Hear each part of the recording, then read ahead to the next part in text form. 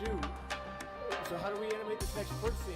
The right heroes could make all the difference. Not pay the lawyers, and I guess the animation's more important, right? Yeah, we decided maybe the lawyers are actually more important. So, yeah, we ran out of animation budget. Sorry, guys. The court's inclined to sign this pretrial protective order unless you have an objection to it, Mr. Schneider, and the objection to such an order. Yes, I think there's a bunch of misunderstandings in this case, and so this person doesn't want to get exposed, so he's making up a lot of... Wait, dude, I don't understand. He defended himself? He didn't get a lawyer? Lies about me to order to like get me arrested before he gets exposed. So that's what this whole thing's about. However, before I was allowed to show any of the overwhelming They'll be evidence coming I in had 30 to support my seconds. claims, Stay strong. the judge didn't care about the evidence and signed the protective order anyways. Mr. Schneider, the court's going to Well, sign this. of course. But it's a protective order. I mean, of course it's gonna sign it. If there's no objection that's valid. In a world consumed by darkness, I will gladly be the light. Objection against it. Otherwise it's just gonna get signed. That's it. The battle starts in 5, Court has made it clear 4, they do not 3, want the evidence, 2, they want to protect 1. the Josh and Brandon Easy to go through. And now, I have to somehow fight a court case against all of these Seems like doom. This time I need healing.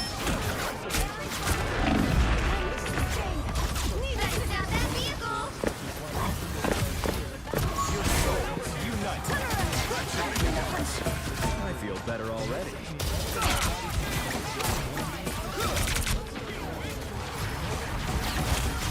Healing out. I need that. They made it halfway. Stop them. Better stop that vehicle.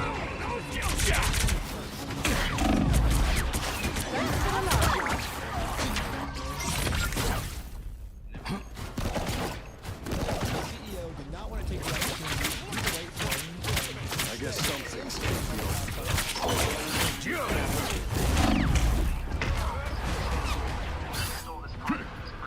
There's still a chance to stop them. Better stop that vehicle. Ain't ready for Rogue to be a widow. I get it. Now you do the same for me, we. They hit a checkpoint. Now might be a good time to stop them.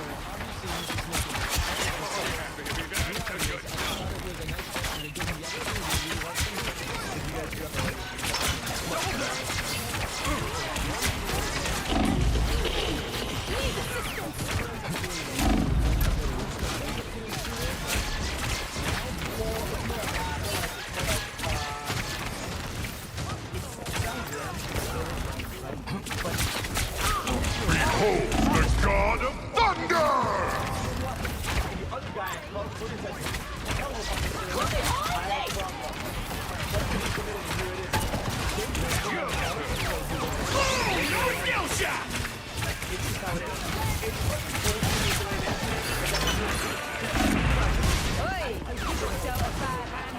Dinner time, love! Better stop that vehicle. Ain't ready for Rogue to be a widow. I get it. Never fall!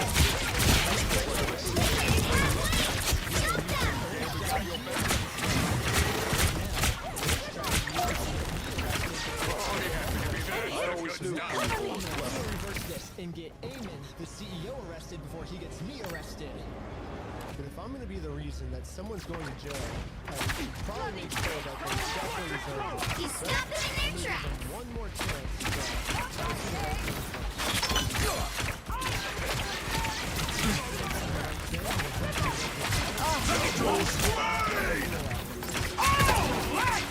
Just the boost I need.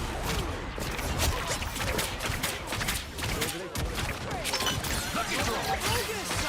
Blood's right about something. Thanks for the boost. There you are, you cheeky gits. However, the only difference between my strategy and this minifigure strategy Oh yeah, baby, that's the good stuff.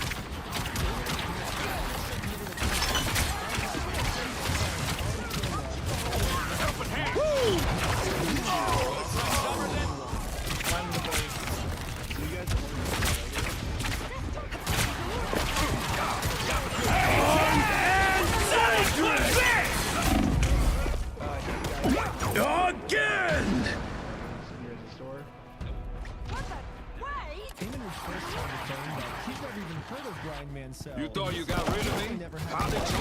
works in minifig store. Once you show them all the media Just the boost I need. Better stop that vehicle! Behold the god of thunder! Thanks for the boost.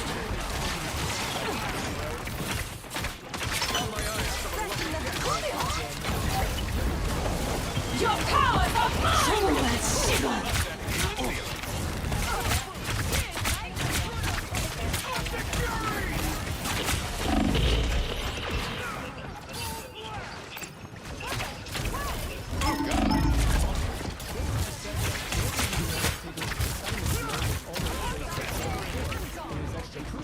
Not gonna be easy to hurt you.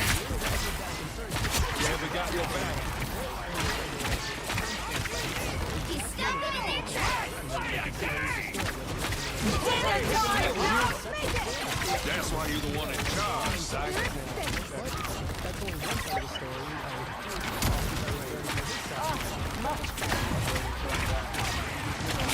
Double that!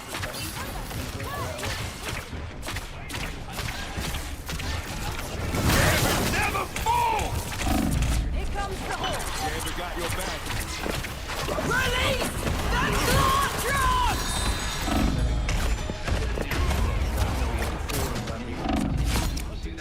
Over, Elsa. And it gives you views and it gives you all sorts of clout and does all sorts of things that way. So basically what this Can't keep this caging down for long. we shouldn't be looking at the evidence.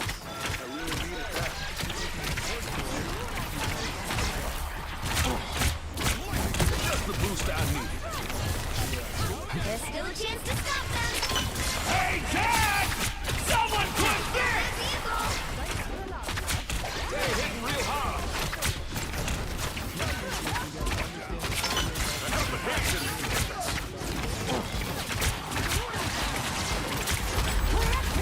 They hit a checkpoint! Now might be a good time to stop them!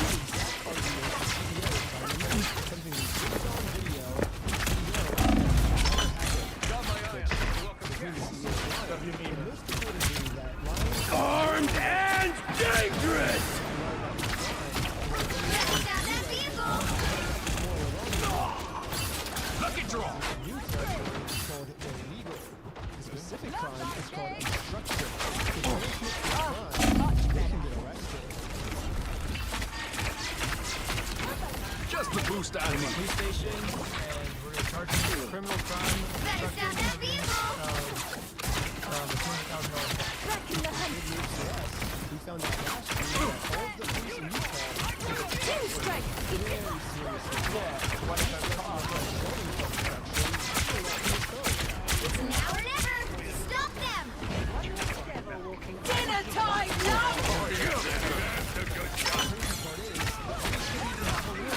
So Sheldon walking his phone was 100% legal. Been a minute.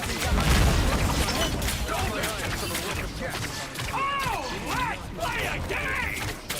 Now you do the same for me, we. How angry the police are going to be. Double down! Behold the god of thunder! Stop them in their tracks! For the love, love. Is it?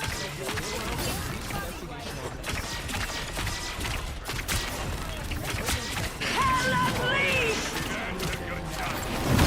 Never fall! Double down!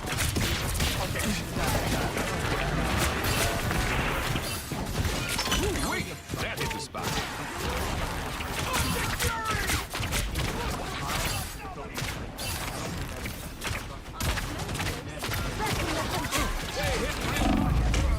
Your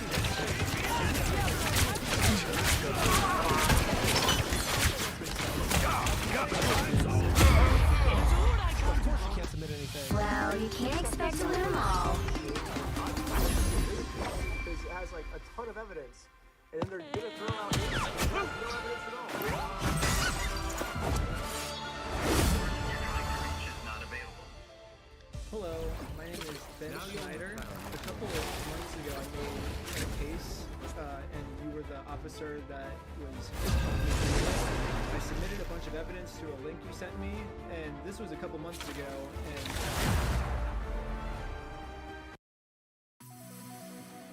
Pick your hero. Or villain. I'm not judging. With me on the front lines, we can't lose. I will bring peace to this universe, no matter the cost. I don't think we talk enough in this country about positive racism. I think very positively about certain groups. I know what they're good at. Like, I want my barista to be a liberal freak. Like a freak of nature.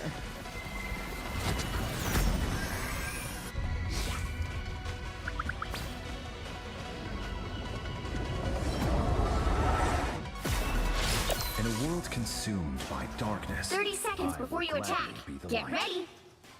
SpaceX AI has just done something absolutely incredible with their latest model, Grok 4.5. It is neck and neck with the best models available, in some cases better than the best in the business. Yet, it is ultra fast and, most important of all, much more affordable to use, somewhere around 1/5 the cost of comparable models. This is a monumental moment. In this video, we'll hear what people are saying about this massive leap in capability, price performance, and exactly why it's such a big deal. The implications for the SpaceX business and for SpaceX investors are profound. No one saw this coming. SpaceX AI has just thrown down the fucking gauntlet. Grok 4.5 delivers the highest intelligence per unit of time and cost. It's now SpaceX AI's race to lose.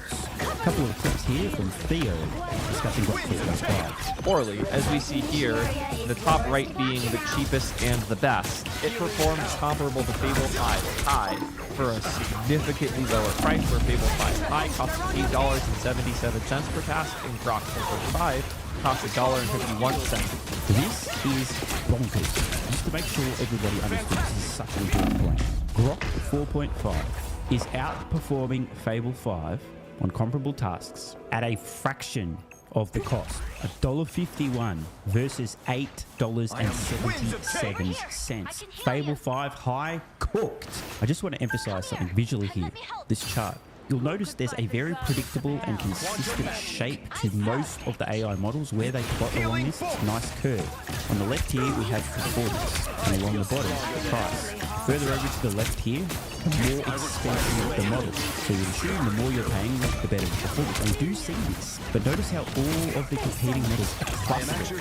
Low cost equals low performance. The more you pay, the better the performance. The one outlier here, and it is a massive outlier, is Grok 4.5. It's almost the lowest cost model of this entire chart, yet it's performing like one of the higher cost models. This is a really big deal. Perhaps an imperfect analogy might help. Imagine paying a McDonald's salary for an Einstein level employee. You've probably heard the saying, pay peanuts, get monkeys. That is no longer the case. This is a really incredible breakthrough. I did say an imperfect analogy. We can consider Grok 4.5 an almost Einstein model with almost Einstein capabilities on a McDonald's salary. For 99% of tasks, almost Einstein will be more than good enough. And in the rare event that you need actual Einstein level performance, you can temporarily pay for a much more expensive model. 7 cents per task, in Grok 4.5 costs $1.51 for a slightly higher score at that tier. Obviously, the best is still Fable on Max, even though it's double the price of Fable on High. But yeah, Grok 4.5 High is looking insane by this chart. Now, just a quick caveat, the Cursor Dex 3.2 chart we've just looked at. Grok may be outperforming slightly. Cursor accidentally included the entire Cursor code base in the Cursor bench store. It's a long story, I won't get into. The point is, it's indicating a slightly easier than the reality. But if so, it's not by much. There's plenty of other data coming out showing the performance of Grok 4.5, crushing it on price performance and speed relative to all other models available. In fact, let's look at some other benchmarks now. Up again. It's been a very long time since I saw purple all the way up here. It is right behind GPT 5.5 and just ahead of Sonnet 5 based on the intelligence index, crushing GLM 5.2, which is even more interesting when we realize how expensive GLM 5.2 is. This really is the key takeaway. There is no other model with comparable performance to Grok 4.5, even close to the same extremely low cost. Tokens are expensive. AI is expensive. It's extremely useful and incredibly capable. But imagine you're a company, a business, a tech company, NVIDIA, Meta, Google, doesn't matter, pick your company. You have the choice between models that are all comparably capable, essentially no meaningful difference in performance, and one of them is 10% the cost, 20% the cost of the other models. This means you can get essentially 5 times as much done with the model that costs 20%. So what do you think is going to happen when individuals, the self-employed, and companies are making their decisions? Where do they spend the money on models? If you can pay the McDonald's salary and get near Einstein level performance, this only ends one way. You remember how much more token hungry GLM-52 is? You realize it's kind of been crushed by Grok 4.5. Here we can see the actual costs incurred per task average across the entire suite. And Kimi K26 is about 35 cents per task, GLM-52 is about 37 cents per task, and then Grok 4.5, which scored way higher than those other models, was only 31 cents per task. And for reference, Fable 5 was $2.75 for the same work. Yeah, it's an efficient model.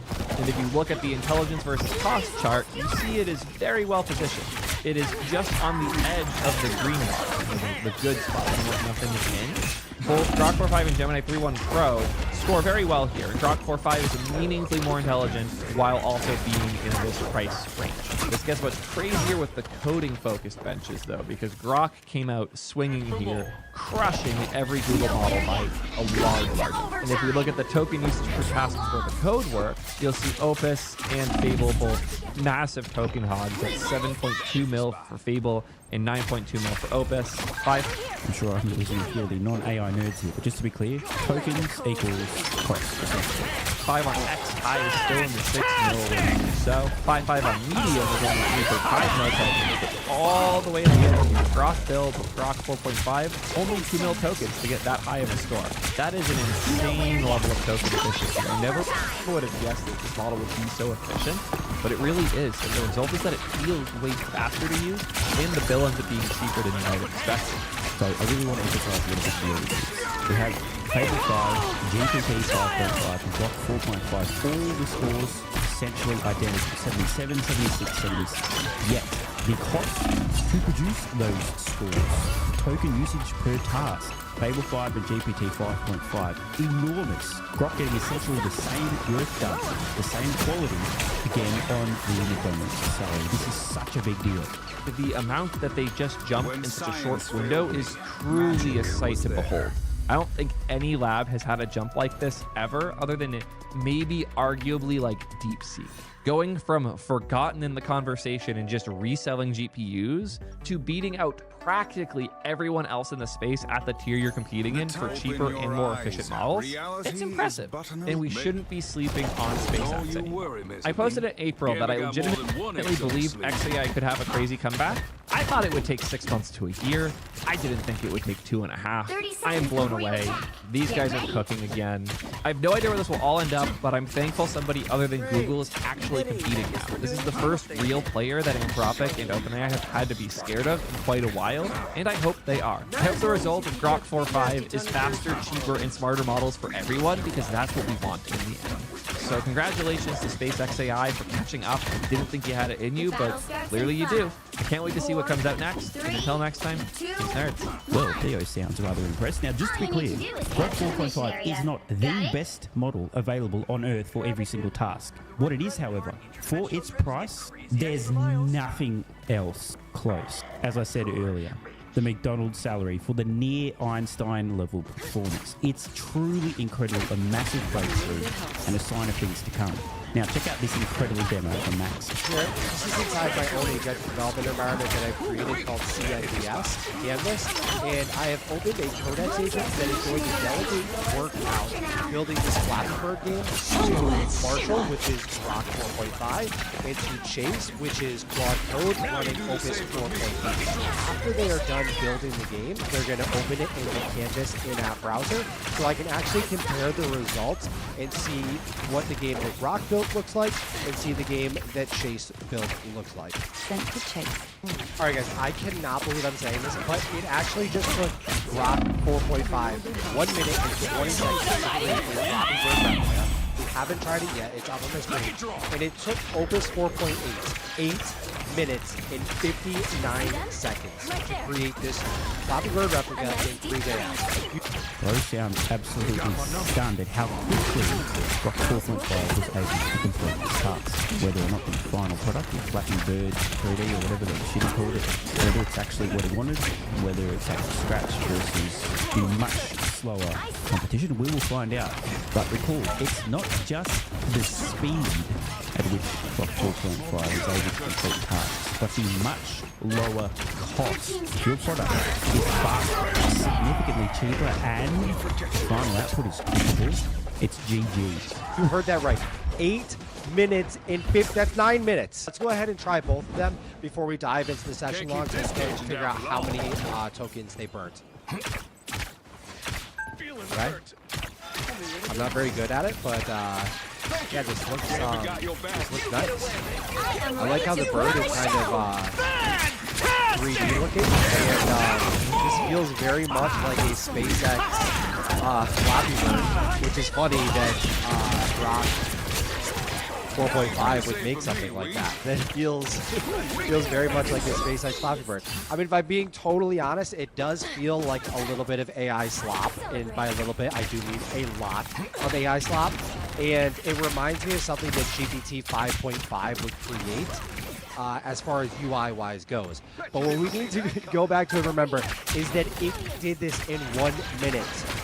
And Opus 4.8 took 9 minutes. So let's go ahead and switch over to the Opus 4.8 game and see what it has. Okay. So right off the bat, I'm going to say that I prefer the styling of the Opus 4.8 game. But also, 9 minutes versus 1 minute, you know? I don't know if I'm just really bad at the Opus 4.8 game, but it feels much less playable. And yeah, like I don't know exactly how you would even get down there. So it feels much less playable.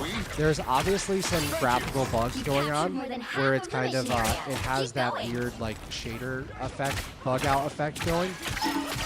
And also I think it's strange that it takes so long to get to the intro of the game there. Let me see if I can get one decent one here. Just the boost I need. Alright, here we go. Oh my god. I can't tell if the game design is bad or it's just that I'm awful at Flappy Bird. It's one or the other. Let's jump into the session log and we'll see what this says. So here's what we know about the Flappy Bird build off. The Opus 4.8 had 7.9k input tokens and 31.3k output tokens, costing a total of $4.89, and it did take over 9 minutes to create. Grok 4.5 had 62k final input tokens and 15 to 25k output tokens, including reasoning. We have to sort of finagle this because Grok CLI does not actually include an exact report, so we have to have Fable 5 go through the session logs of Grok 4.5 and actually extract the data for us, which gives us an estimated cost of anywhere from 45 cents to $1.10 on the API equivalent of $2 per million input and $6 per million outputs. So, all that being said, Grok's run was 8 times cheaper, and it was over 8 times faster.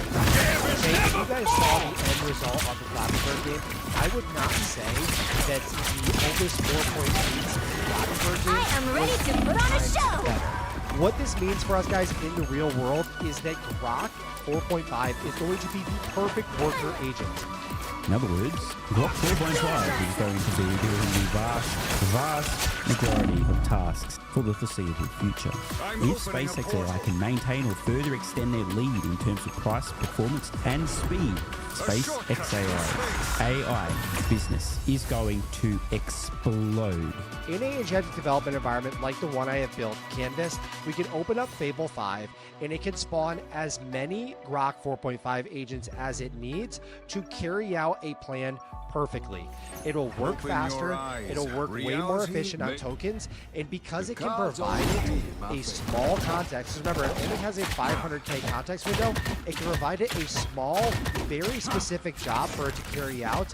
The success rate will be very high, and that is based off 2026 research that shows when orchestrating agents, giving them small, specific jobs in a smaller context window increases success rate, uses less tokens, and generally gets the job done much faster. So I know moving forward, I will be having Fable 5 make the plan and orchestrate out to my Grok 4.5 agents, and then after they complete their individual jobs, I will be opening a new Fable 5 agent to make sure that the work was done correctly and go into an iteration loop if it needs to continue on and make more changes from there.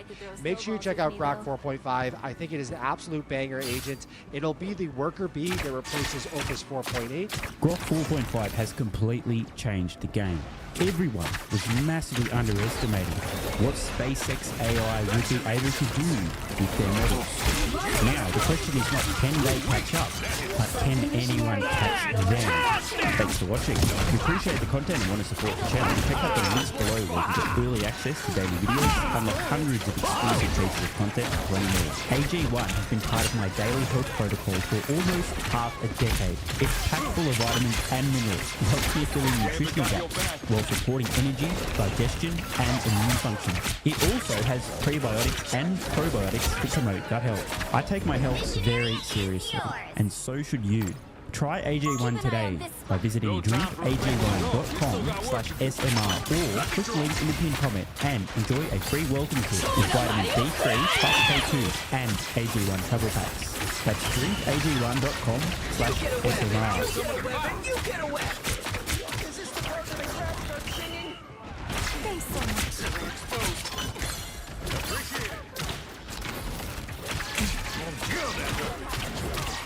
Just the boost I need. And I have my doubts to slow down. You was out of your league. Game 2 will be on Old Republic. I'm not sure if that was Clem's new take on Terran versus Zerg, or just something he wanted to try out, but I'm interested to see more.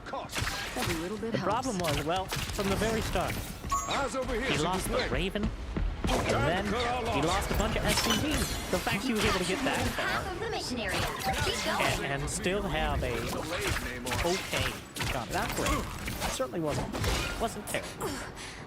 But losing over a dozen SCVs, as well as the early starport units, certainly hamstrung any attempts to gain momentum of the composition. And even then,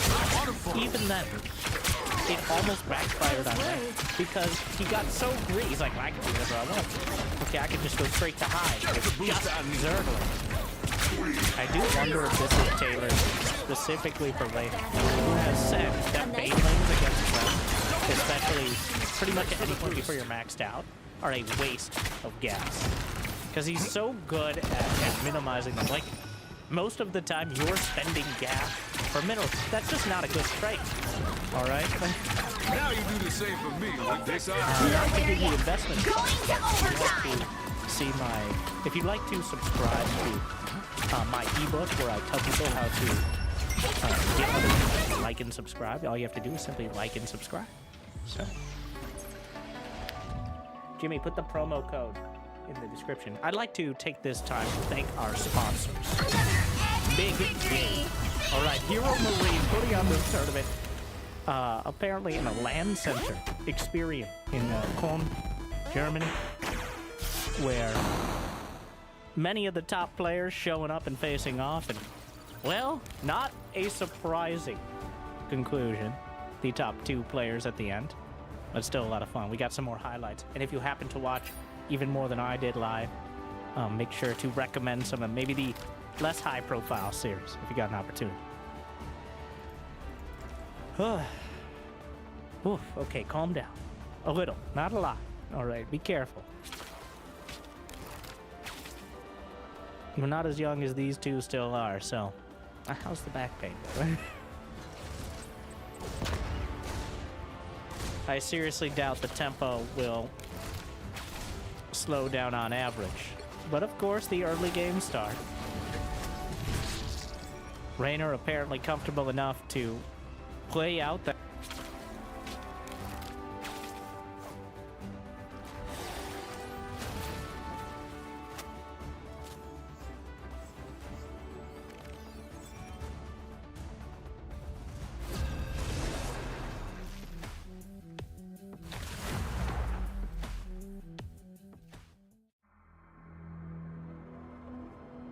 Pick your hero.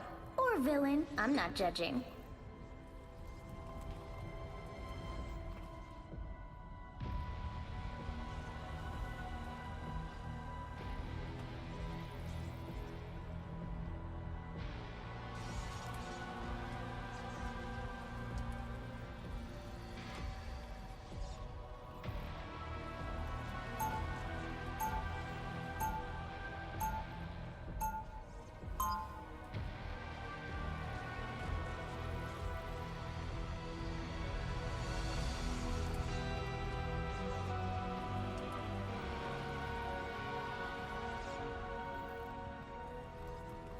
Seconds before you attack. Get ready. I will bring to change humanity for the better. That time has come. On Gambit. Is that true? Yes. I will bring peace to this universe. The gods always be in my favor. I trust Remy with all my heart. I just wanted you to be aware that you ain't the only one. The battle starts in 5, 4, 3, 2, 1. All you need to do is capture the mission area. Got it? I didn't ask to lead, but I'll gladly step up to the occasion. Hey, hitting real hard. Just who Gambit was looking for. I was in trouble.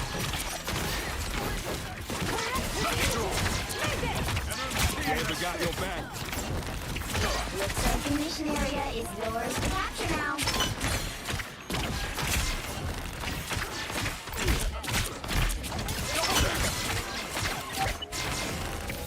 That's why you Mission area is yours.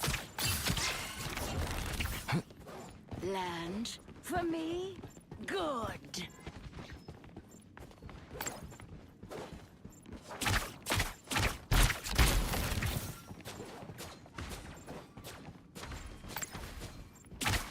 Come here and check this out.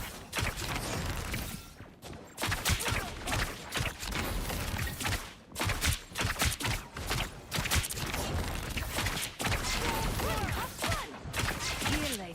just who Gambit was looking for. Like a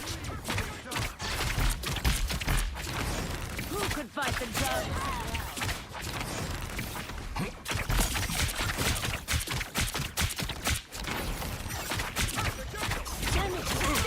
Oh, that hurt. Thanks for the boost.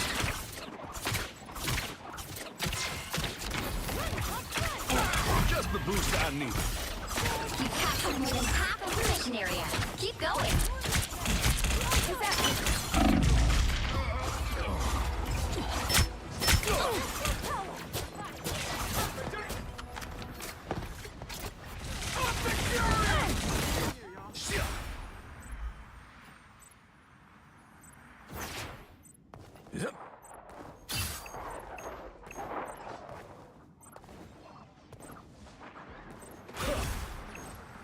Quantum magic. You are safe now, my friend. This is real firepower!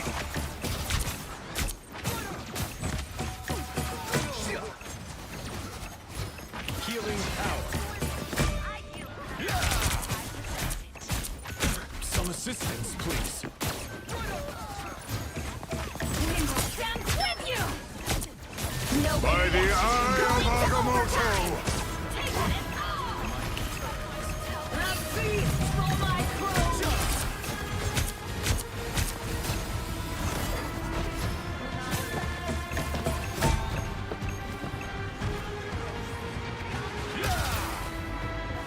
Quantum magic.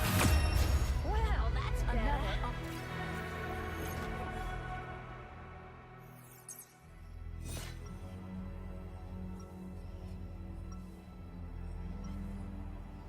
What country is directly north of Mexico? I tend to lost souls. I'm gonna say like Texas. a shepherd tends to his flock. So bad at Next. this. Texas, yeah, next. Canada? Canada. Canada. The government building the Pentagon is what shape? 30 seconds before you attack. Get ready. I want to say like polygon. Polygon, okay. It's not Polygon. often two hell lords end up on the same side Huh? of a fight. Square, Yeah, okay. a temporary alliance between limbo and hell does seem in our favor.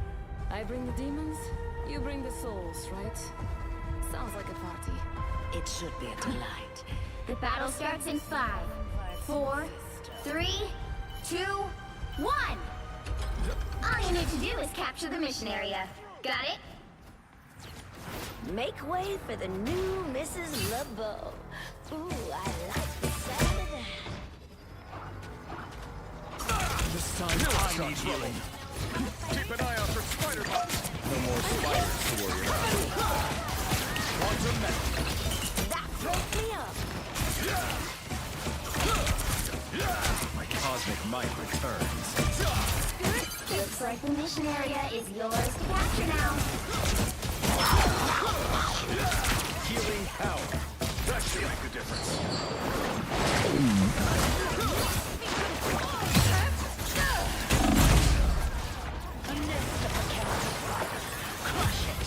Healing power.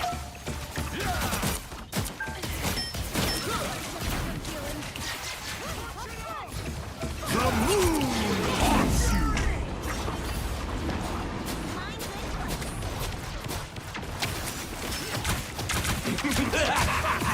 This is real! There's still so much to do.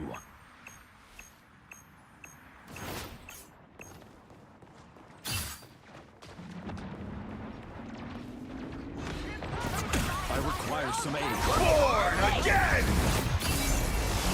Quantum match. Thanks for the boost.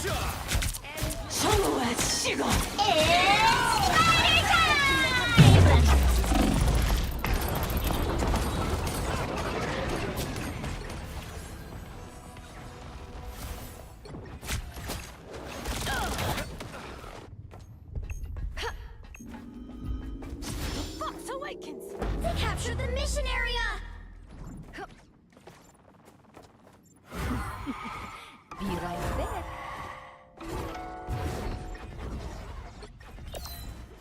You share a long way from the Big Easy. Penny Spider-Tech is scouting us.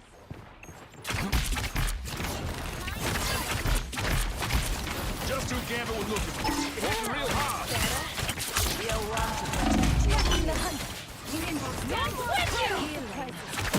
Gambit got your back. Just the boost I need. Double back.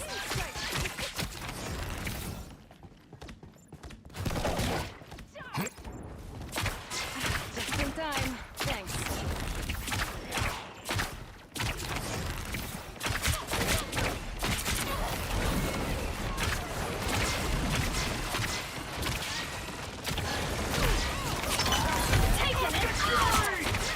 Cyclops, what's right? Gambit got your back.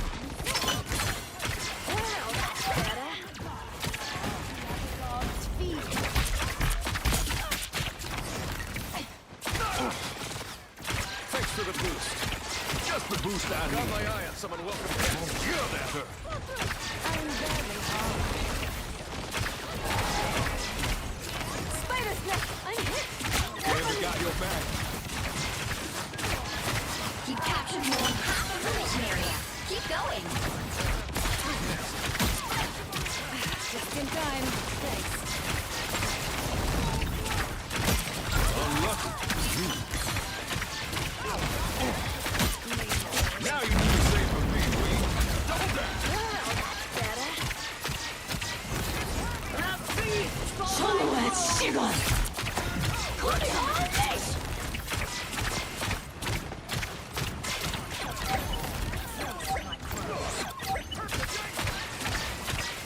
Area's almost yours. Time to end it. Reps everywhere. Watch your step.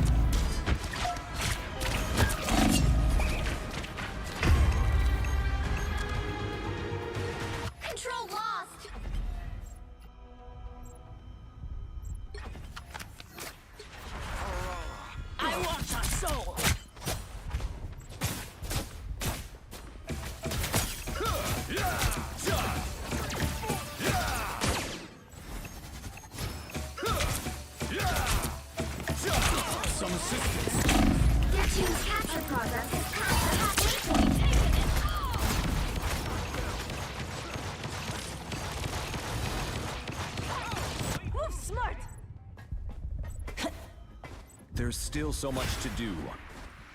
Blasting through!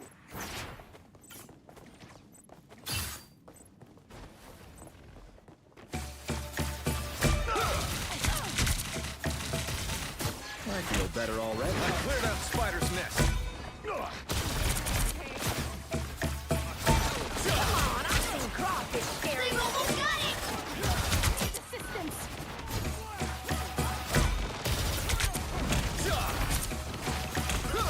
Healing power.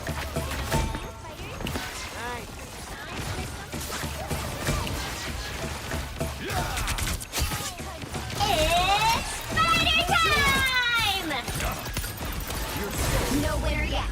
Going to overtime. By the eye of Agamotto!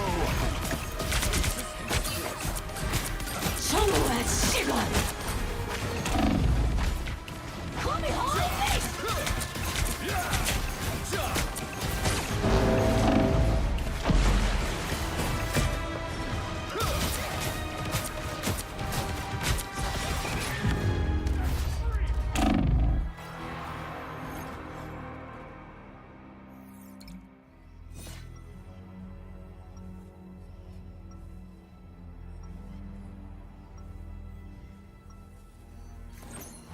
I am no golden god.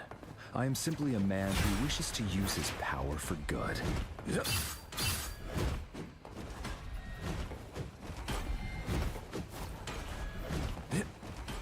30 seconds before you attack. Get ready.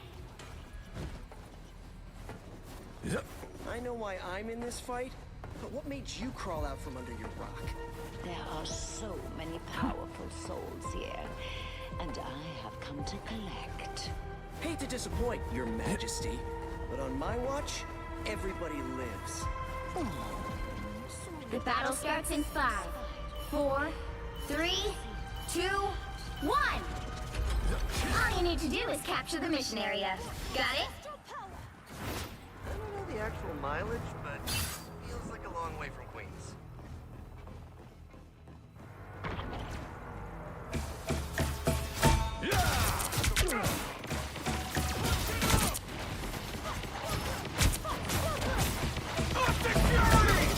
I require some aid.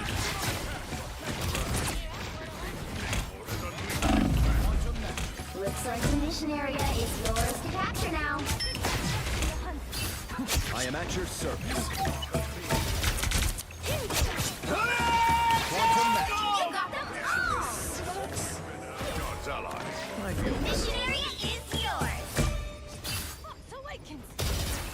Divine victory. We have earned a little pride.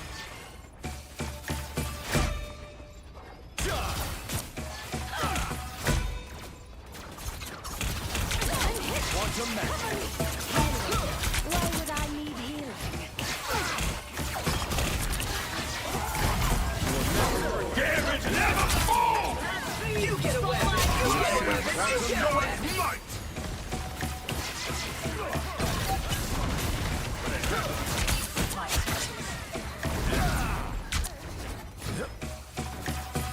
Healing power. Nice.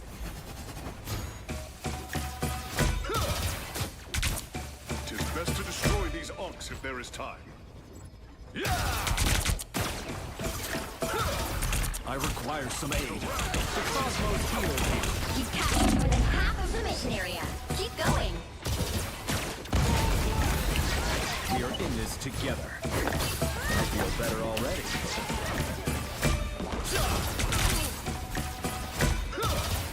Quantum magic. I hate this. The arc is broken. The edge is gone. Why bother? The Cosmos heals you. My spirit steadies. An opportunity for combat. I am barely harmed. The area's almost yours.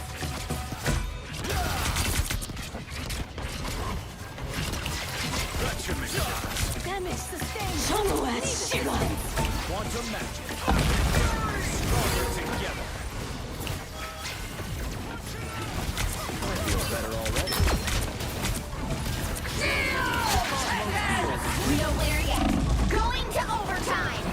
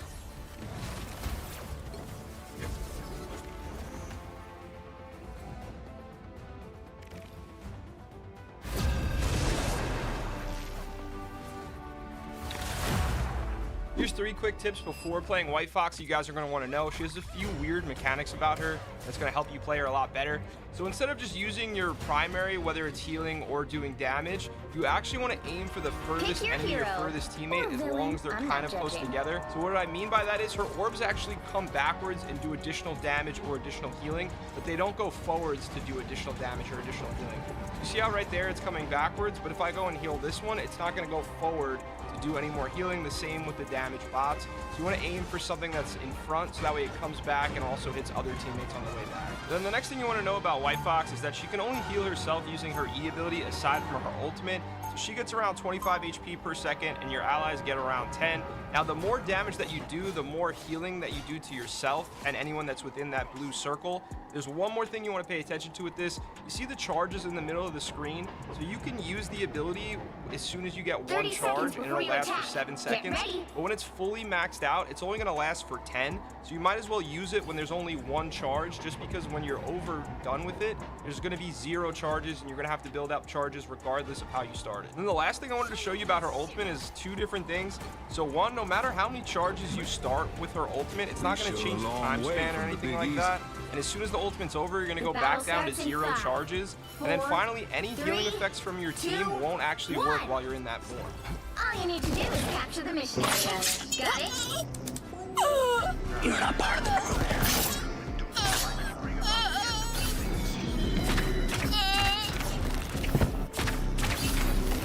Hey, it's me. Prove it. You're okay. Everybody get out here. What is it? I can't move. Looks like the mission area is yours to capture now. How refreshing. My brothers, welcome. And you, let's point those claws of yours in a safer direction. Can't keep this cage down for long. You better close your eyes. Storm, fry him. A bolt of lightning into a huge copper conductor. I thought you lived at a school. Why do none of you understand what I'm trying to do? Those people down there, they control our fate and the fate of every other mutant. So foolish. If you were real so righteous, it'd be you, that thing. Somebody help me!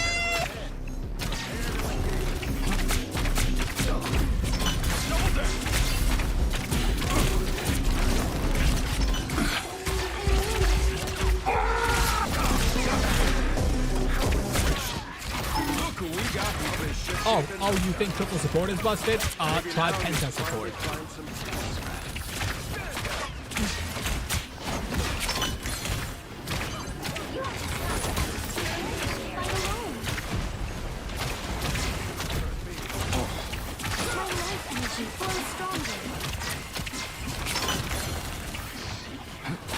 Your team's capture progress has passed the halfway point.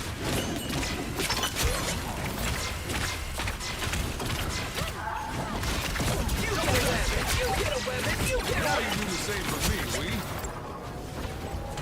I'm an easy target. No accounts, no logins, no day one patch, no battle pass, no roadmap, just the disc, the controller, and the game. We didn't realize how good we had it. I think the PlayStation 2 is by far the greatest console ever made. One of the big reasons why the PS2 was so good is it was a DVD player. Whenever this console released, the concept of a DVD player was like almost the same price as like a PS2. Time between the first and last game released on PS2. I think it's more than 10 years. Look at that. 13-year run. No modern home console matches or exceeds the PS2's 13.8 months. So the PS2 is the old console, and nothing else even comes remotely close. Oh, one more, by the way. What about total sales? Huge! It was the greatest console ever made. When you try to touch an owl's little talons, it'll give you a nasty stare, and then suddenly take a bite out of you. But honestly, most owls are pretty gentle. If you don't mean any harm, they usually won't bite very hard. After all, humans aren't on their menu. In fact, they're surprisingly patient with a lot of the weird things people do. Even if you play with those two little feather tufts on top of their heads, the most they'll do is give you an annoyed look, like a real-life Angry Bird. What's interesting is that there are a lot of different kinds of owls. Scientists have recorded more than 250 species, but they all share some amazing traits. For example, owls can fly almost silently. Before a mouse even realizes what's happening, it's already caught in the owl's talons. Something a lot of people don't know is that an owl's eyes can't move, so they evolved special necks that can rotate up to 270 degrees, making them look like living security cameras. And even though owls have those big round heads and seem to have no ears at all, their ears are actually hidden under their feathers. Going to overtime. You think you're the hero, saving a girl you love, but by the time you realize the truth, you've already doomed the world. In Shadow of the Colossus, you're told there's only one way to revive a girl named Mono. Defeat 16 giant colossi. They seem like unstoppable monsters, so you hunt them down one by one. But something feels off. Many of the colossi aren't openly hostile until you challenge them. After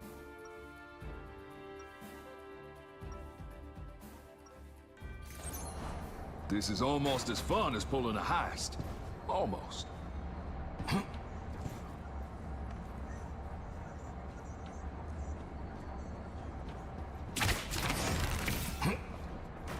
30 seconds before you attack. Get ready.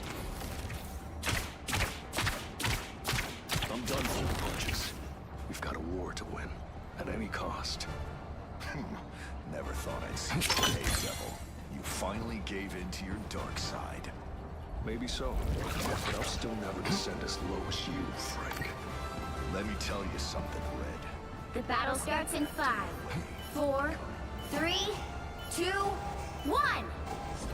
All you need to do is capture the mission area. Got it? Intruders detected. The hand couldn't take me down. These guys don't stand a chance.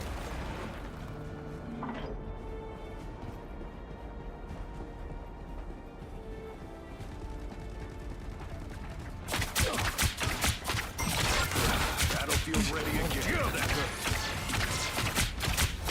David got your back. Lucky draw. Looks like the mission area is yours without now. Ooh-wee. That hit the spot.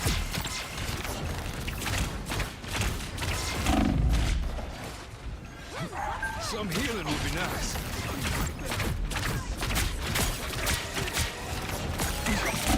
The mission area is yours.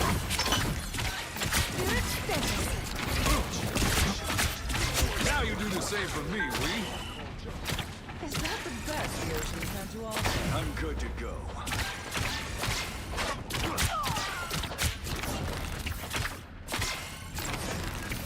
Some uninvited guests. Target this weekend. You belong to me! Unlucky. You. Ooh-wee. That hit the spot. Got it good.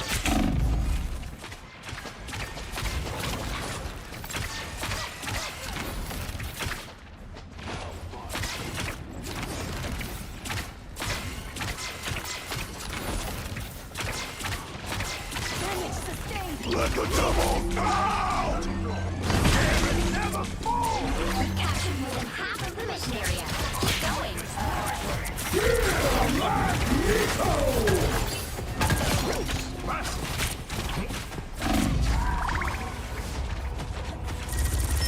Night-night, Mo.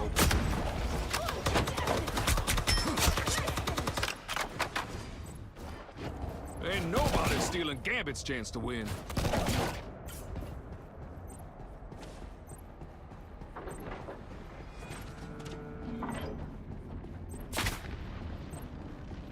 How's the war? The area's almost yours. The war. They're hitting real high. Gambit's never fall!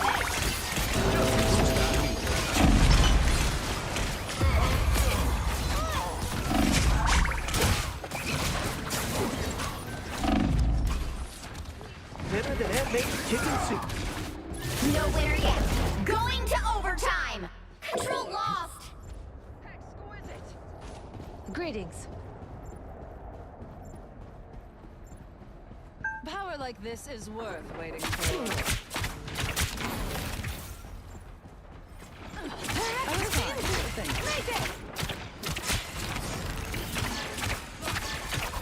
Hostiles up front. Back in the hunt. A helping hand. I'm good to go. Oh, thanks for the target practice anymore. Just the boost I need.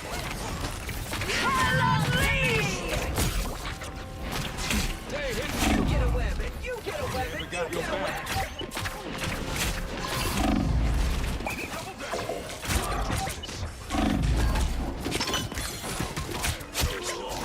Pure and simple.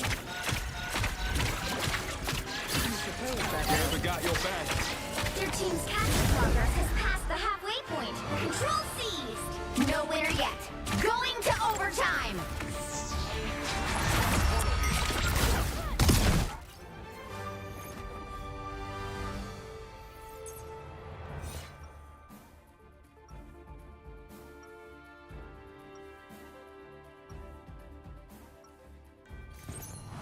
Time to see if your boy Gambit can steal us a win.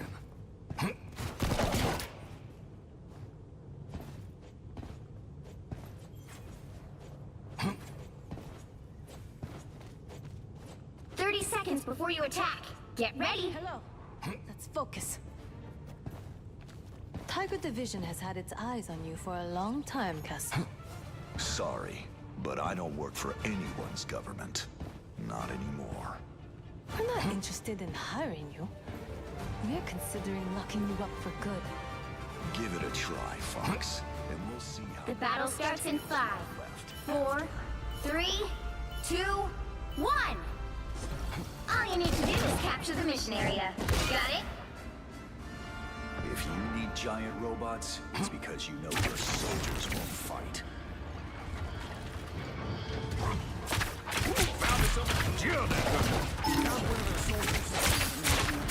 Poorly hidden documents, used encryption.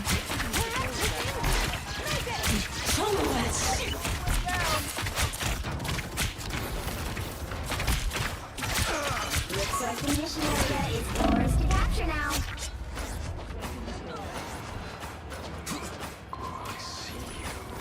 Out of sight! Laser le bon temps brûlé. The mission area is Always glad to yours. help.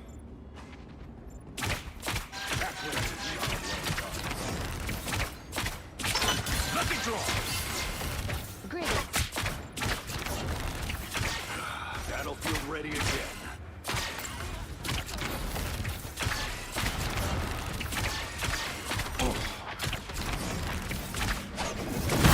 Never fall! Damn it, never fall!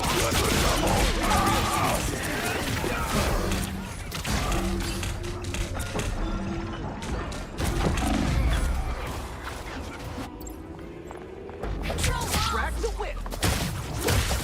Stay down, will ya? Ain't ready for Rogue to be a widow. Not yet.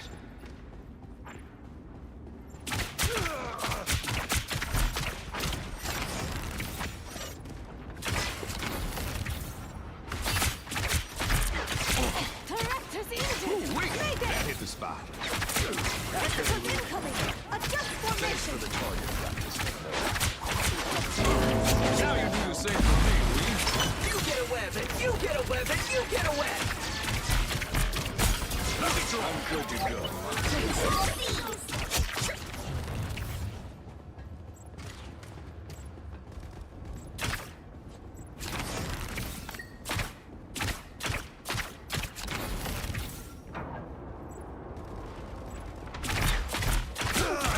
Hitting real hard. You've captured more than half of the mission area. Keep going. The punishing spirit steadies. I suppose that helps. By the eye of Agamotto! You got power beyond sight. Weak! That hit the spot.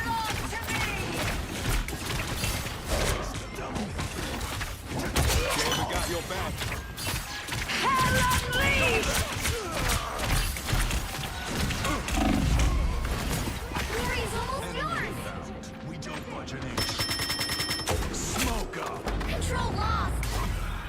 your ray again. You thought you got rid of me? Have a chance. Thanks. Back in the hunt. Just who Gambit was looking for. Your team's capture progress has passed the halfway point. I suppose that's I'm doing this my way. I am ready to put on a show. Let me draw. Got the good.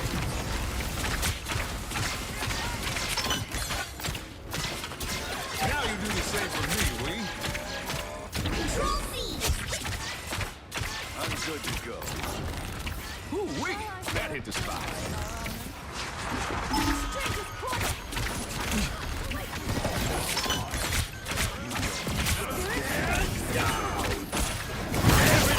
Nowhere yet.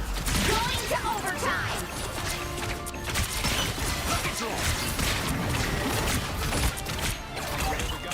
Let the double out!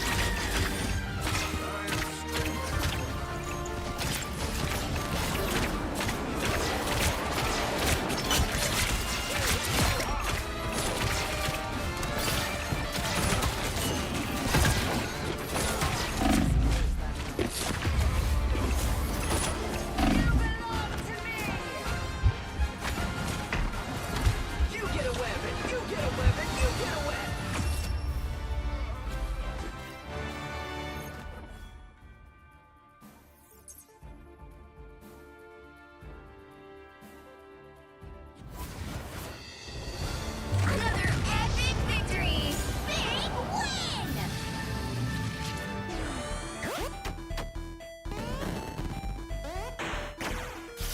Everything in this video is my personal opinion based on publicly available information. This is commentary and criticism, not statements of fact. Okay, so this famous Asian streamer has been involved in a scandal, and I've been getting comments on my YouTube asking me to review his game and to break it down. It's kind of a serious topic, so here's what I'll do in this video. I'm gonna give you some principles to think about YouTube narratives so you can seek out the truth for yourself when it comes to public opinions on this type of situation. I then will break down his game on how he gets girls interested in him, and then I'm gonna give you some final principles at the end on how you can build an abundant dating life without using and resorting to the type of tactics that he's doing. Okay? For those of you that don't know me, I was a dorky Asian guy too. I was a virgin at 23, I got rejected by every single girl, and I took a really long time, 7 years or so, to actually learn how to talk to girls. But I never lied to them, I never cheated on any of my girlfriends, and I never ever misled women, okay? So that's the difference. So I think people that cheat are committing emotional murder. I don't condone it. I don't like it. That being said, I don't think what he did was illegal, but I think he's a loser. Okay, he's a loser for doing that, given all his status and all the other things he could have done, as you'll see in a second. Now, if you don't know who he is, this dude became famous streaming and pretending to be a nice e-boy. Wait, you're actually so much braver than I thought. Only because you're here. Oh my god! Jesus Christ! He's this cute boy, anime Among Us guy.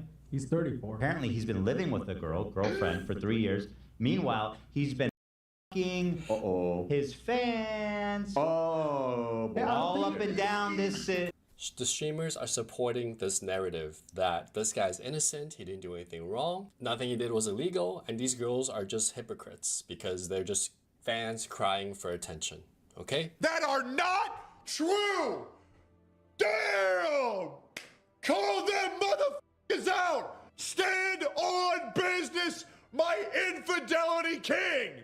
Saikuno, you may be a cheater, but you ain't a bitch! Brother, it's not a tactic about money. If the person is asking for money... So all these streamers, right? QV, whatever his name is, all these streamers, Asmongold, they're all defending him. They're all like attacking these girls, and it's a conspiracy. they're all in bed together. It's pretty ridiculous. and I only sleep with people I am in a relationship with, so Right. I'm not used to one night stands or anything like that. But we were not using protection, and I'm legally hard of hearing, if you guys don't know already. But in the heat of the moment, he asked me if it was safe, and I didn't hear him. Are you kidding me? Are you? Oh my god. What is this? He literally asked her. I do not date with people. I do not sleep with people I do not date. Alright, so all these streamers are going after this girl because she basically shared a hotel room with this guy, and it's all consensual according to what I understand, but she regrets it because she felt like she was pressured into it. And then she said, I didn't know he had a girlfriend. Okay? Now, is she chasing clout? Maybe. But I do believe her when she says she doesn't sleep with that many people. So this guy has a certain archetype, yeah? His archetype are girls who are kind of like nerdy, plays video games. That's why they're a fan. They don't have that many friends. They're kind of cutesy, and they're actually kind of hot, but they're not socially very calibrated, right? So he goes after these innocent Pokemon-looking clones. Jesus Christ. And he basically pressures them, and I would say he games them into sex, okay, let's say, due to his fame. Is it legal? Yes, probably. I haven't seen anything that's strictly illegal. Is it ethical? Hell no. Super uncool, in my opinion. Now, that being said, you attract what you are. In dating and in life, you attract what you are. You're on a certain frequency, your frequency is going to go out in the universe, and you're going to attract someone else on the same frequency. So these girls are probably shy e-girls who look like Pokemon, and they like that e-boy persona of the shy guy that he portrays, except he's a wolf in sheep's clothing. But his game is actually quite ambitious, so let me break down his game for you, and then I'm going to give you a better way to do it. So if you don't know, this dude looked like a dorky Asian guy, and then he look maxed. He got better skincare.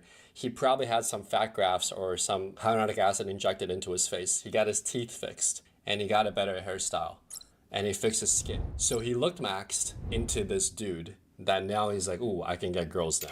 And then he gets into a relationship with this one girl, and from what I gather, it's been 3 years. And throughout those 3 years, he constantly cheats on her. And here's how he does it. He follows very small streamer, gaming girl, creator. And of course, he's got millions of followers. So the moment he follows, he waits for her to initiate. Oh my God, hey, how are you? He knows the game. He knows the steps here. Okay, he's done this many, many times. He follows a small streamer. She gets really excited. And basically, he starts this conversation with her where, hey, we can stream together and play this game. I'm going to give you some clout. Here's some money that you can use to buy the game. And he basically grandfathers her into his world. And then what he does is when they go to these conventions, he says, hey, why don't we share a hotel room together? And when they're there, they hook up. Like, make up for your actions. Don't get me wrong, because I always am there for second chances. But I never will forgive you for cheating on her.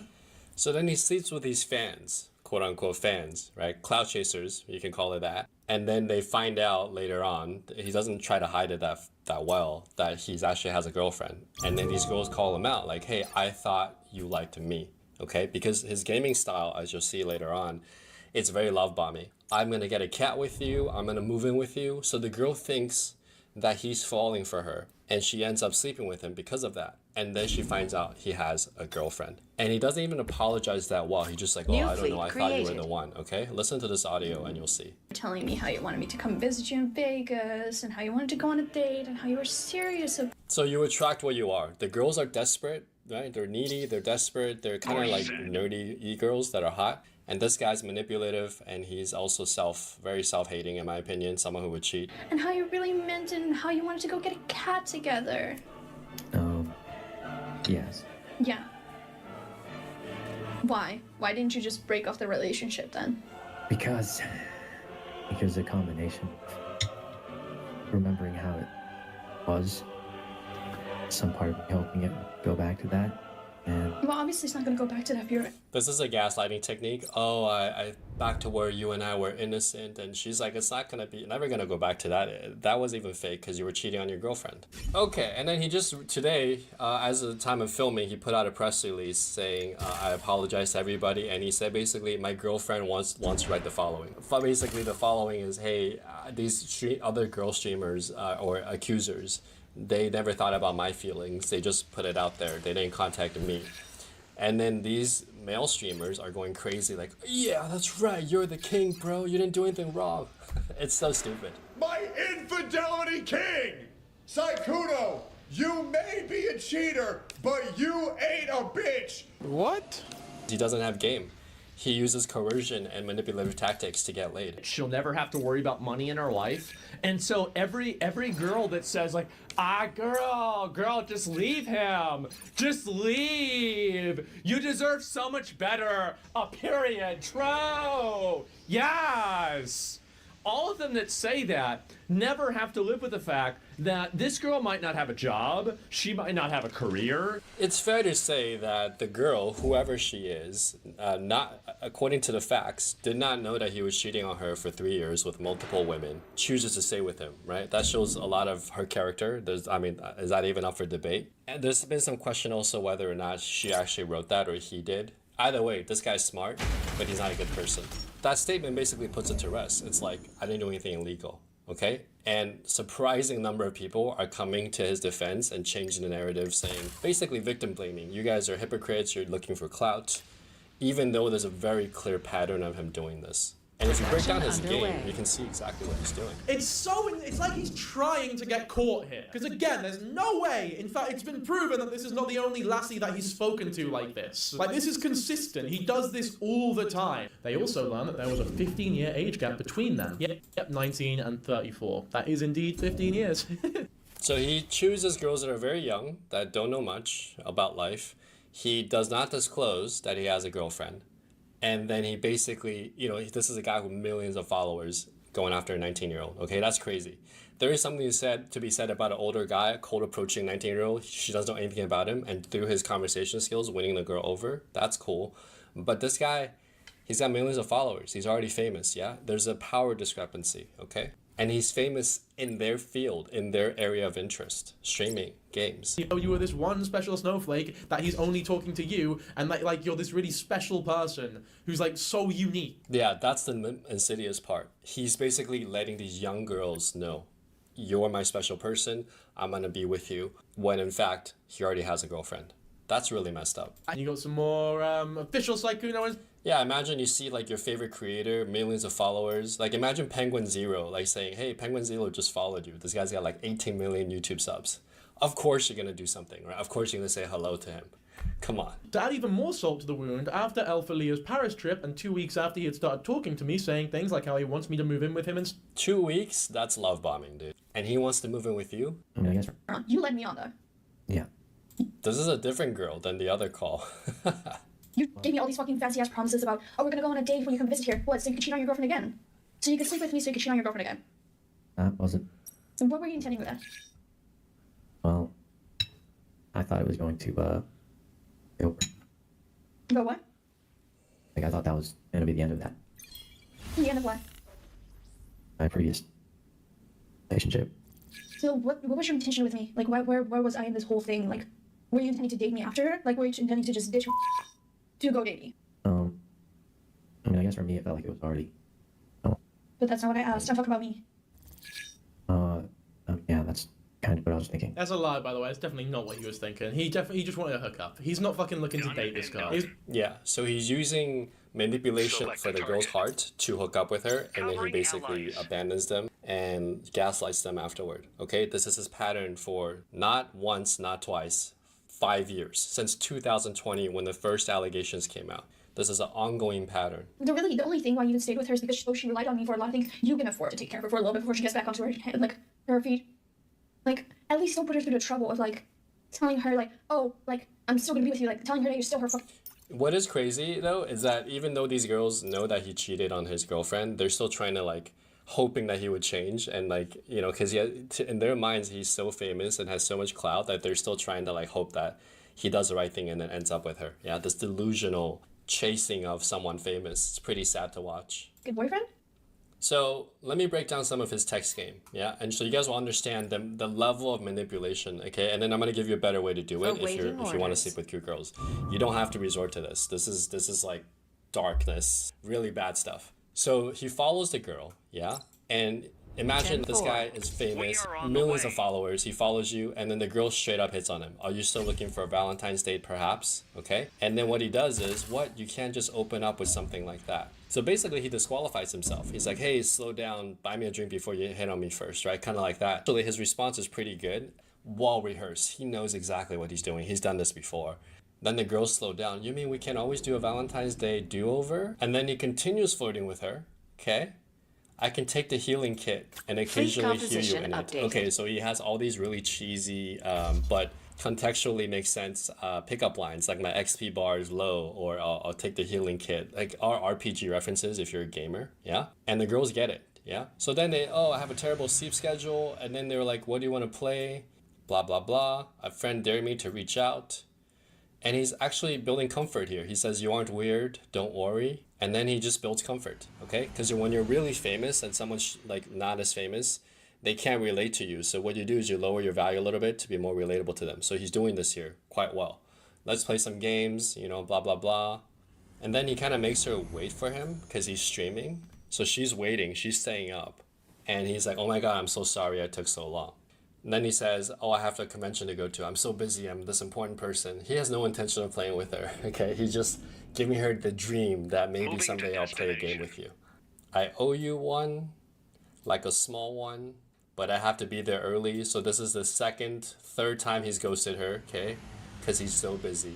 We'll play extra tomorrow. Another lie. We can do Outlast Trials. Right now I don't see any confirmation that he actually played a game with her, okay? Here, he basically says, maybe we can get a cat together. I don't see anything here that says he's gonna move in with her, but it is kind of weird. We can get a cat together. That is kind of future projecting, like, hey, maybe in the future we'll do something. Same thing as a pig butchering scam. It's like, hey, in the future, I'm gonna finally, the army, get away from the army, they'll release me and I'll come back and I'll live with you and we'll buy a house, right? He's basically doing that with the girls. And then lying about being single. I actually dated someone once and they broke up with me, so I'm really sad. I'm not very good. It's probably just a me issue. So again, playing up the persona of the wounded, you know, innocent boy when in fact he has a girlfriend. You're too sweet, but you ditched TwitchCon for me. So he's basically putting this prize, this carrot, like, hey, I'm gonna ditch something important just for you. So he makes the girls feel special, yeah? And when he takes it away, okay, the illusion, they get really bitter, yeah, because the woman feels like she's been lied to. Now, that doesn't make it right that she, you know, will accuse him of like the R word or whatever and get him in legal trouble, because he didn't do that. What he did wasn't illegal, but it was extremely manipulative, okay? And sometimes when a girl's hurt, she's gonna do something crazy to you too. And I'm not saying that's right, I'm just saying you reap what you sow. Okay, and then she shows screenshots of him sending her money. Now, I don't know if she asked for that money. According to her, she never asked for it. But even if she did, it's kind of weird, right? It's like you're sending money to someone that you don't know. Why? Why don't you just like get to know her as a human being and just see if you can game her properly? See, all these girls look the same. They're like shy looking, cute Asian girls. Asian looking, they all look like Pokemon. Like, I'll pay for it. I'll pay for your flight ticket. So this is a common pattern too. I pay for you to show up at this conference and I'm going to share a hotel room with you. Again, is it legal? No. Is it manipulative? Absolutely. Right? Because you're in a position of power. You have clout there. You have more money than her. And you're offering all these things to her to get to her. And she thinks you're like an innocent guy who's really nice. He's hunting for something and he has a lot of power. That dynamic is unfair by nature. Makes sense? According to this girl, they've been together since 2021. Alright, ridiculous situation. Is his game good? I would argue that his game is very well developed for the character that he created, which is a shy Asian guy, innocent, nice, pay for your stuff, and then the moment he gets you alone with the bedroom consensually, he pounces and he turns into, you know, a sexual aggressor. To be fair, all of the data I've reviewed, the girls have said, oh, okay, you're famous, it's okay, I've only been with 3 guys, but I'll let you hit it raw. And that's their choice, that's consensual, just want to make that clear. But his type of game is based around the fact that he has a lot of power, he's really famous, and he can provide the resources for the girls to visit him. Is that game? I would argue that's not game. That game to me is like being able to honestly express yourself and get the girl to like you. This is manipulative game. This is game based on leveraging your power in a very, in my opinion, wicked way. Yeah? It's messed up, in my opinion. Now, one of the things you're gonna learn when you're famous, one of my coaches taught someone really famous pickup. And he would tell me, he would say, this guy, right, he's trying to tell the celebrity, he's like, look, you don't need to DHV, you don't need to demonstrate value. You, by your fame alone, you have value. So what you have to do is actually demonstrate vulnerability. So for example, the guy doesn't have to say, I'm a rock star, or I'm a front man for this group. All he has to say is, you might know me publicly as this very confident dude, I'm always on stage, but actually in real life, I'm very shy and I'm actually trying to kind of chill, okay? Bill Clinton would tell people that he met, he's like, you know what, sometimes I have trouble sleeping. And people were like, wow, the former president has trouble sleeping? I can relate to that. That's very relatable. So when you have celebrity game, it's really just being self-deprecating and being relatable so the other person thinks they have a shot, okay? Now this guy's game is built around the fact that he's a shy boy and he's like being nice to her and she's like, oh my god, he actually likes me. But his persona is fake, yeah? He's not actually like that. Deep down, I would bet, this is just my opinion, that he's just a horny Asian dude trying to take advantage of his fame, okay? That's pretty much it. Cheating over multiple years with multiple women, lying about his girlfriend all this time, pretending to be a cute bunny and then pouncing on the prey, love bombing behavior, like we're gonna get a house, we're gonna move in together, we're gonna get a cat together, we're gonna go to this conference, TwitchCon together, using money for leverage, buying her stuff, buying her games, buying her a jacket from the game. Is this illegal? No. Is it really loser behavior? You do the math. I can tell you he's probably not a very happy person because when you're constantly pretending to be somebody else, you feel like you're always wearing a mask. You can never fully be yourself to get what you want.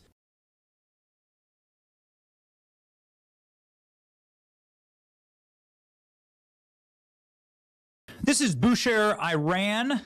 Probably never heard of it. I certainly haven't. But it holds some major significance in Iran because it is the location of Iran's only nuclear power plant. So there you go. You can see the power plant right here, Nuclear Medicine Center. The power plant and substation is right here. And this is a pretty big town. I mean, frankly, they have a giant hospital there, a big airstrip, and a beach park. Look at that. Nice little park with a, I don't know, giant horse on it. Statue. Okay.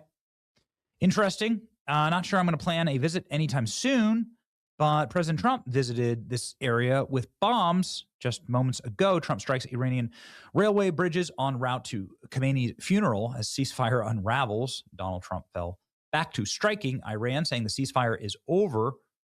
And Iran says U.S. bombed its Bushehr nuclear power plant. Yo. Everyone should know that if you FA under President Trump, you will FO. Explosions reported in Bushehr in southern Iran. It's already been hit in the latest round of Iran's only operating nuclear power plant. So here we go. U.S. projectiles struck the area surrounding Iran's nuclear power plant, according to Iranian state media. Here are the videos of the explosion in the province, country's only nuclear power. See a lot of smoke, a lot of dust, a lot of devastation.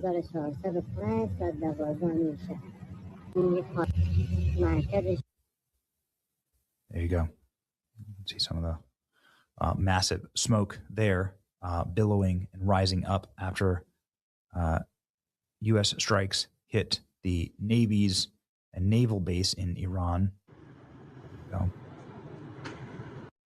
And there it is, ladies and gentlemen. U.S. strikes have begun in Iran for the third consecutive day. Explosions reported in southern Iran, Bushehr.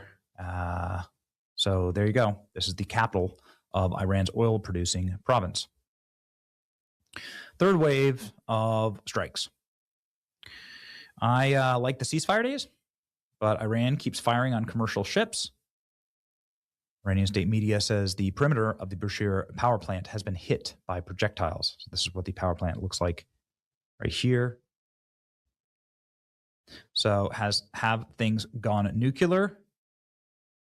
Moment powerful U.S. strikes hit Iran control tower.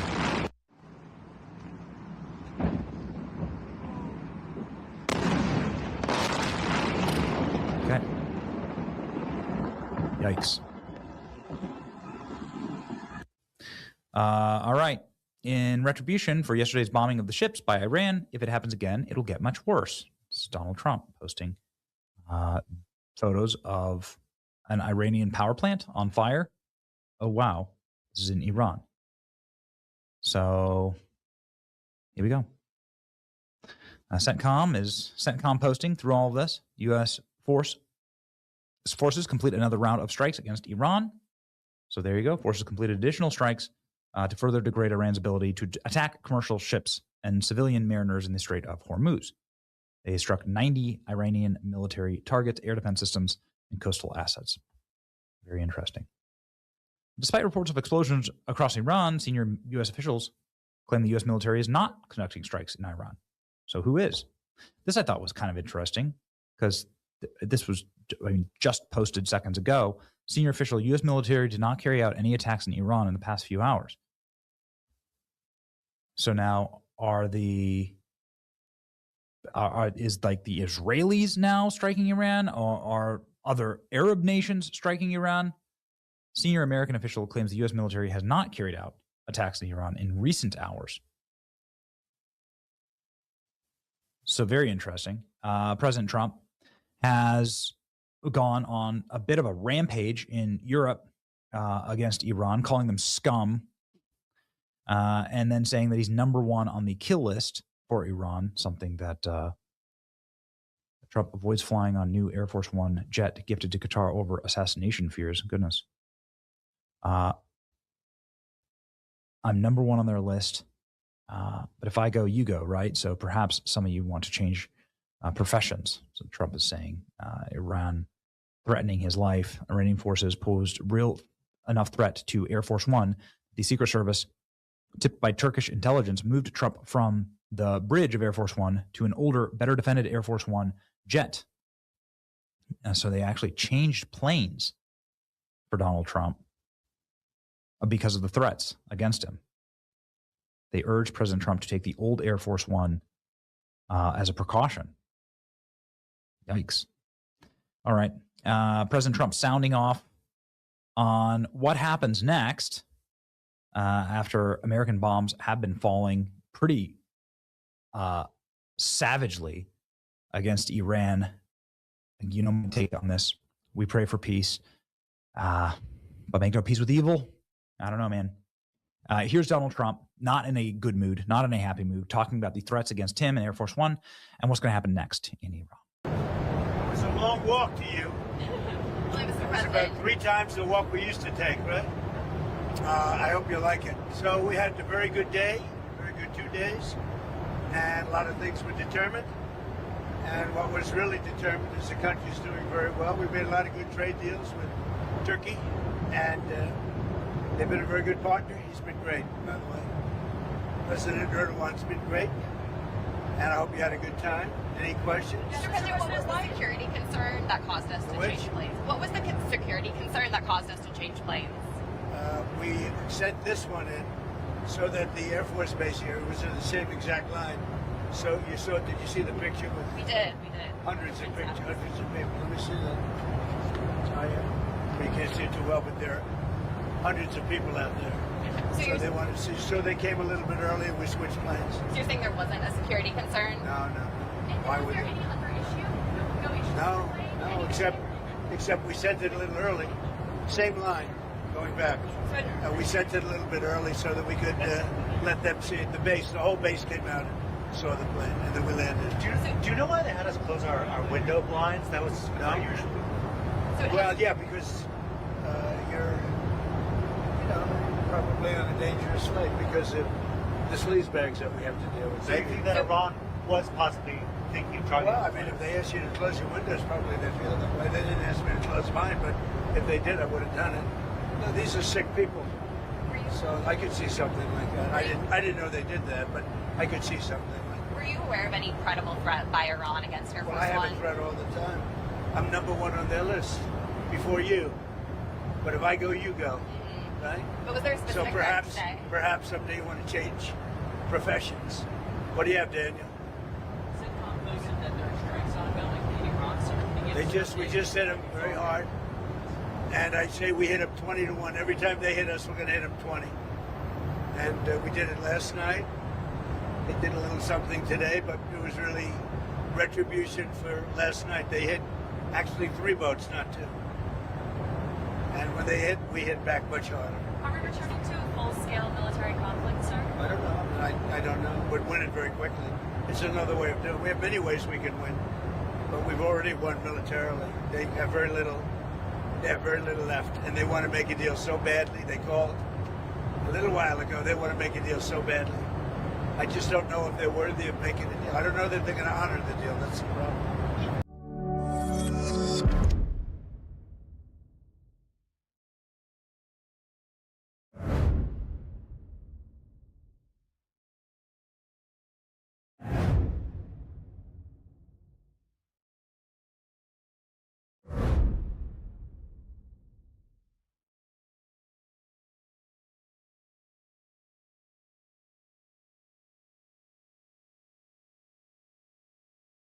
Blinding clouds. Look at those splits from Clem. I can't believe it's not butter. He's going to retreat a little bit further. There's a tank on the high ground, and Clem holds. He drives it back. The Zerg are gunned down, and Ragnarok, oh no, he underestimated his power.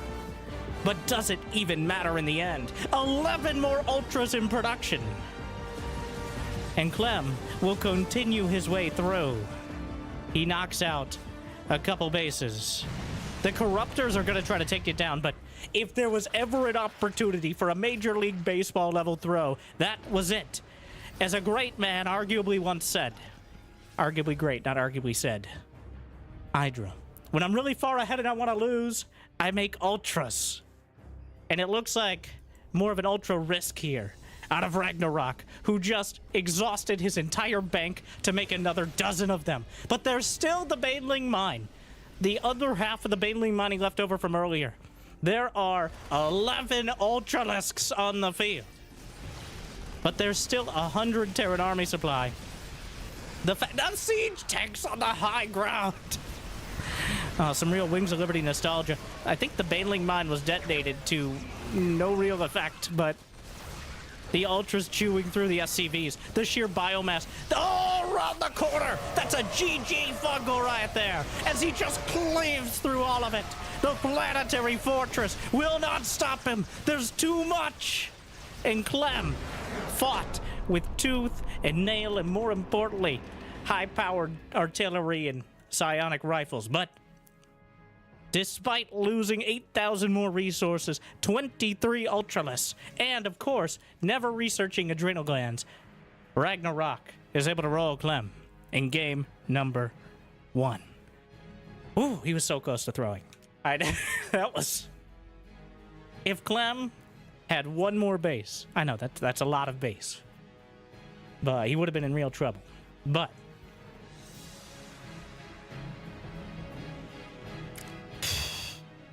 what a game, though. That was a clinic on, if you're not Cyril, how to compete with Clem.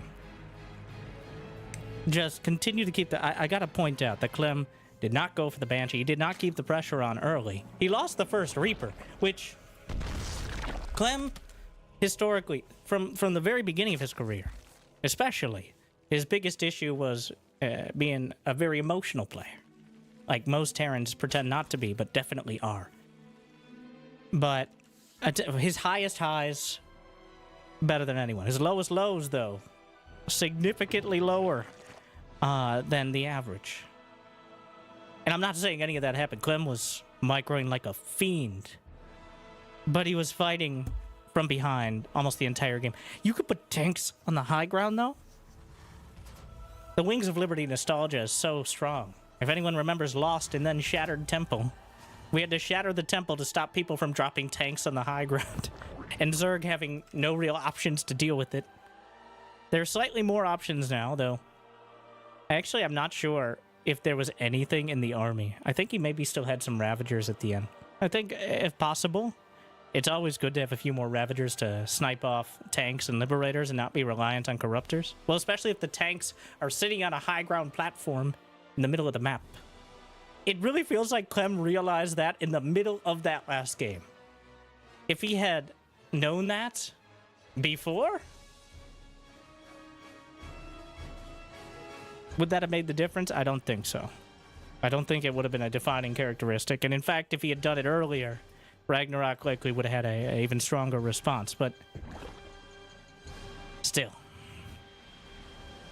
a great game to start things off. We'll see if Clem adjusts. All the little things went wrong. And that's how well, it's just a whole lot of little things adding up, but that's everything. That's the theory of creation right there. And also the theory of StarCraft, which is included within it. But like and subscribe for Existential Dread sometime between now and the heat death of the universe. So, you've got time.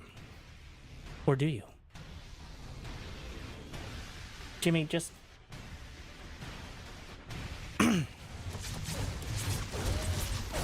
The Queen. Oh, what a bounce! The Brenda bounce and the Queen! Get off my creep! I wasn't even... I got him! Great job, Susan! Why do I feel like you're being a little patronizing? Brenda, did you say Patreon? Like people can find in the description of this video? Okay, that's... If we wore shoes, I would say you shoehorned it in, but I don't really have a frame of reference for that. Oh, don't worry about it, Susan, just like you didn't worry about that Reaper. I'm trying positive reinforcement. My therapist says it's important. You can afford it in this economy?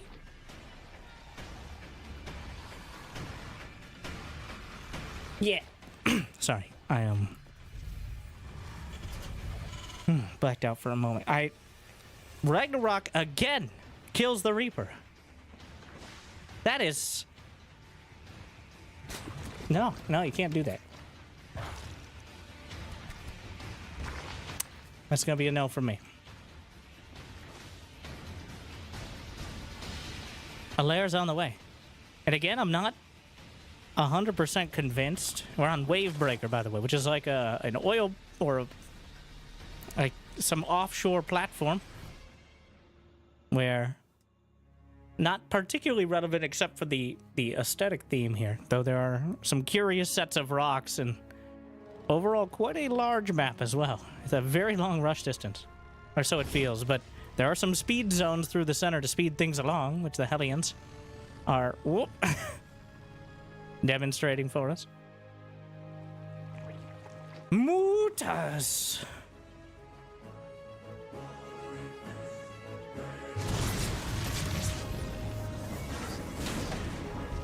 That's it. It's a Spire. I mean, I guess it could be a Corruptor Rush, but it's not. It's Mutas. And I like how it does seem to be the trend. I reset that thought process. It happens a lot. But the quick lair has come back.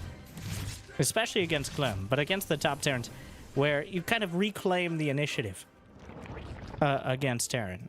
Because if you let them just do their normal macro build, and you try to do a normal macro build, they're going to be more efficient. Clem is going to be more efficient. Very simply. Even if you perfectly micro and predict what he's doing, you can't compete with Marines. That's just how it works. That's how the game works. It's not a failing, but it's just how Terran versus Zerg plays out. So, but now if Clem knew for a fact this was Mutas, what would he do differently? Unclear. Maybe nothing. You still really want to move out as soon as possible against Mutas. But how much info does he have? He knows the third base is late, but that's partially because he blocked it. The creep, well, you wouldn't be going this far into the creep. If the Mutas take out these two Medivacs, he gets such a tempo advantage. Oh, he's suspicious. Yeah. He didn't really see anything, but the lack of something. Oh, he's getting missile turrets preemptively. Yeah, his star senses were tingling. The stench of Mutas colored the air. Just kind of gross. Oh, the speed zones. But the speed zones work for everyone, and the boost isn't enough to get away. He can slingshot the Mutas, and he knocks down both Medivacs. He knocks down... Thank you. Wow, it's a disaster for Clem to start things off. There's no Bane speed.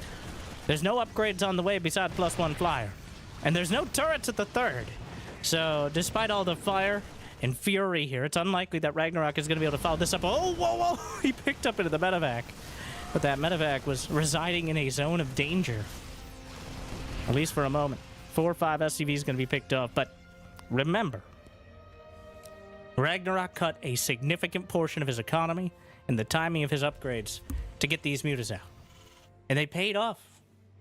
He lost 3 mutas, but he killed 2 medevacs. The first 2 medevacs of Marines. With all hands. And he got some SCVs. It's already a win if you're able to put the Terran on defense. That's never a guarantee. But it was unlikely he was ever going to do critical damage with that first wave. So it's about the follow-up. It's about how much control of the map he can maintain while still teching up back at home, because it's 66 workers apiece. And Clem is going to have one upgrades. He's got his armory in a timely fashion. And 7-8 mutas are just not enough to be diving on missile turrets, to be sniping off groups of Marines. It's enough to discourage anything but a committed push-out. But past that, a scan. Clem. Clem clearly anticipating what Ragnarok is doing. Gets a couple more Marines. A muta. It will heal. Thor in production. The much more reliable long-range weapons platform against the mutas. Now that he is pretty confident that it's going to be mass muta, some players will make 5 to 10 mutas and then swerve onto another branch of the tech tree, attempting to catch like either roaches or just like straight to hive for ultras. But this base not canceled. Ragnarok microing the mutas on the other side. How much APM is enough? Not 1,000. Need more. Gonna take out the drops, but the reinforcements are coming up to save the day. Knocks down another muta. And Ragnarok does not have an infestation pit. He does not have the ability to go to hive. Clem. Ooh. The concave of rocks down the center are actually doing a great job of splitting the army, and could very well work in Ragnarok's favor. Though he just doesn't have the numbers. A scan? No, don't show him the infestation pit. He moved it when he realized the scan was on the way. That's something, I guess. I don't know. The missile turrets come up just in time, though. Clem has even... He has not seen, the scan on the lair. The infestation pit is not done. The simple fact that is a lair. It's not becoming a hive. It hasn't already became a hive, but instead continues to be a lair is by far the most important info. No burrow for Bane bombs or Bane mines. So, Ragnarok, despite keeping map control, Clem is maxed out. He's going to have 2-2. His army is just better in a heads-up fight. But the mutas are not known for